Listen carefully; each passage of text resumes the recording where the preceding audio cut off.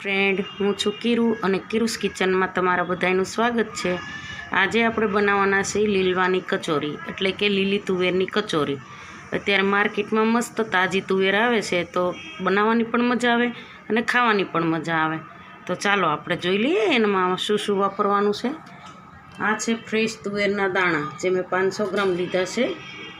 સ્વાદ પ્રમાણે આદુ મરચાં, આ ધાણા, આ લીલું લસણ, આ થોડી ખાંડ લીધી છે, કાજુ કિસમિસ, લીંબુ, નમક, અને આ 1 કપ મેં મેંદો લીધો છે, અડધો કપ ઘઉંનો લોટ લીધો છે, અને આ મેં રવો લીધો છે। તો ચાલો બનાવવાનું ચાલુ કરીએ। હવે છે ને આ રીતનું એક ચોપર મેં લઈ લીધું છે, જેની અંદર આપણે આ તુવેરના દાણા છે ને એને બધાઈને આપણે અધકચરા ક્રશ કરી નાખવાના છે। અને જો મિક્સરમાં કરવા હોય તો પણ ચાલે। તો ચાલો આપણે ચાલુ કરી દઈએ। તો જો મેં આ છે ને બધું ચોપરમાં મસ્ત ક્રશ કરી નાખ્યું છે। આ રીતનું એકદમ ફાઇન પેસ્ટ નથી બનાવવાની, આ રીતનું અધકચરું જ રાખવાનું છે। તો ચાલો આપણે આગળની તૈયારી કરીએ। ચાલો સૌથી પહેલાં આપણે લોટ બાંધી દઈશું। જો આ 1 કપ મેં મેંદો લીધો છે, અડધો કપ મેં ઘઉંનો લોટ લીધો છે,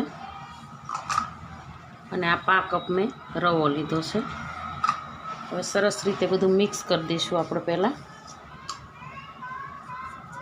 અને આમાં સ્વાદ પ્રમાણે થોડું મીઠું નાખી દઈશું, અને તેલ।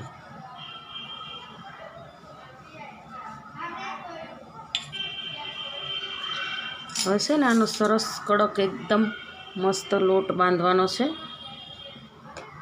પૂરીનોય નહીં અને રોટલીનોય નહીં, એવો મસ્ત લોટ બાંધવાનો છે આપણે, જેમ કે આપણે પરોઠાનો બાંધતા હોય એનાથી થોડો ઢીલો લોટ બાંધવાનો છે। ને આમાં મેં રવો એટલે લીધો છે કે રવો થોડો આપણે મિક્સ કરીએ ને તો એકદમ એનું પડ છે ને ક્રિસ્પી બને છે।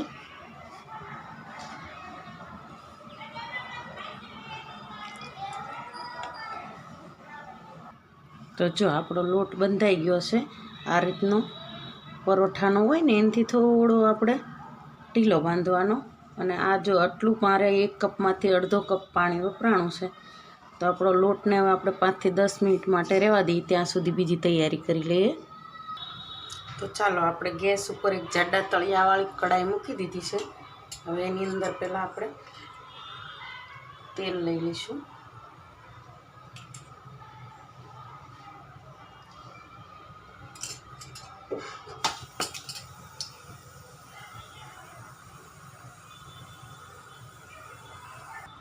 તો જો આપણું તેલ ગરમ થઈ ગયું છે, હવે આની અંદર જીરું નાખી દઈશું,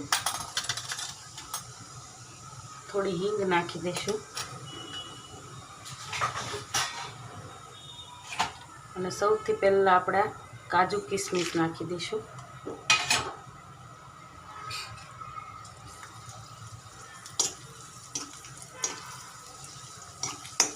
સૌથી પહેલાં નાખવાથી શું છે કે આપણી કિસમિસ છે એ ફૂલીને સરસ બની જાય એકદમ ગરમ તેલમાં। હવે આ છે લીલું લસણ,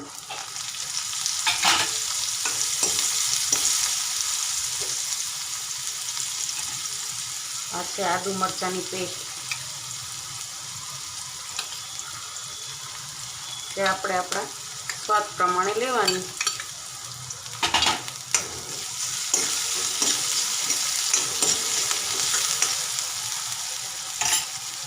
સ્વાદ પ્રમાણે મીઠું નાખી દઈશું,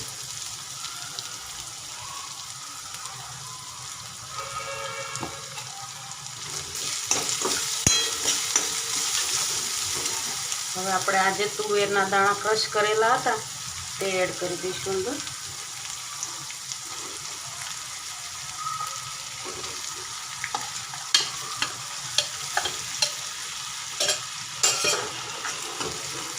બધું સરસ રીતે આને મિક્સ કરી લેવાનું, અને આ છે ને 10 થી 15 મિનિટ માટે વચ્ચે વચ્ચે હલાવતું રહેવાનું, અને આને એકદમ ધીમા તાપે આપણે શેકી લેવાનું માવાનું। અને આને છે ને ઢાંકવાનું નથી, જો આપણે ઢાંકશું ને તો આનો કલર છે ને એ ગ્રીન નહીં રહે, થોડો બ્લેક જેવો થઈ જશે। એટલે આપણે આને ઢાંક્યા વગર જ આ રીતે તે હલાવતું જવાનું, અને ચેડવતું જવાનું. 15 મિનિટ થઈ ગઈ છે એટલે હવે આની અંદર આપણે લીંબુનો રસ નાખી દઈશું અને આ છે ખાંડ, એ નાખી દઈશું અને પાછું આપણે 2 થી 3 મિનિટ માટે અને હલાવી લઈશું. ને આ છે લીલા ધાણા, એ પણ એડ કરી દઈશું. હવે આને આપણે છે ને 2 થી 3 મિનિટ માટે આવી રીતે હલાવીને શેકી લેવાનું, જેથી આપણે જે ખાંડ નાખી છે ને એનું થોડું પાણી થાય ને એટલે એ બધું બળી જાય અંદર. તો જો આપણે ઢાંક્યા વગર જ આ મસાલાને શેક્યો એટલે એકદમ ગ્રીન કલર રહ્યો છે. જો તમે આને ઢાંકીને બનાવશો ને તો થોડો કલર ડલ થઈ જશે અને આ તુવેરનો નેચરલ કલર છે એટલે આને ઢાંકવાનું નહીં, જેથી કરીને આપણે મસ્ત કલર રહે. તો ચાલો આપણે આને 1 થી 2 મિનિટ માટે પાછું હલાવી લઈએ. આપણો મસાલો ઠંડો થઈ ગયો છે અને એકદમ સરસ ગ્રીન કલર જ રહ્યો છે. તો ચાલો આપણે આમાંથી કચોરી બનાવી દઈશું. આપણો લોટ પણ સરસ એકદમ થઈ ગયો છે. તો આ રીતનું એટલું લઈ લેવાનું અને મોટી સાઈઝની આવી રીતે પૂરી બનાવી દેવાની.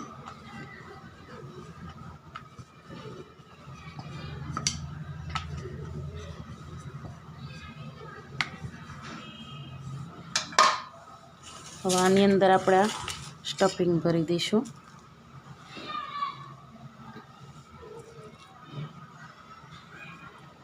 આ રીતનું ભરતું જવાનું અને આ રીતને આમ પેક કરતી જવાની કચોરીને. આવી રીતે આમ પકડી બધી બાજુથી અને આવી રીતે મસ્ત આપણે જેમ મોદક બનાવતા હોય એવી રીતે પેક કરી દેવાની અને ઉપરનો વધારાનો લોટ હોય એ કાઢી લેવાનો એટલે આપણું પડ એકદમ પતલું અને ક્રિસ્પી બને. અને આ રીતે આવી રીતે બધી જ કચોરી આપણે બનાવીને તૈયાર કરી દઈશું. તો આ રીતની મેં બધી જ કચોરી ભરીને તૈયાર કરી દીધી છે. આ રીતને હવે આપણે આને ફ્રાય કરી લઈશું. તેલ ગરમ થઈ ગયું છે. હવે આપણે આની અંદર આ કચોરી બધી ધીમે ધીમે ફ્રાય કરી દઈશું.